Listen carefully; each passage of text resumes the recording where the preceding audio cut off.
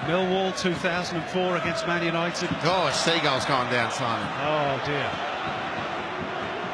Flattened by the ball. Give it the kiss of life. Danny Vukovic is trying to attract the referee's attention. Seagull down, Mr. Referee.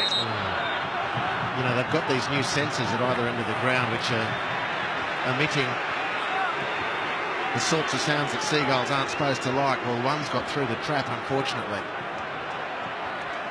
He's in safe hands now.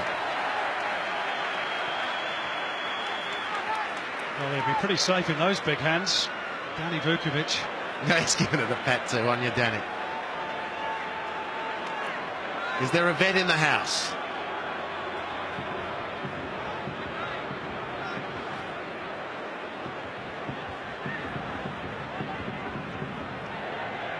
Well, it's still moving. That's a good thing. What a great sign. Now, Fox Sports cameras all over. He's going to become the official mascot, surely. He is. Is he going to pass the concussion test for the weekend's fish and chip wrap?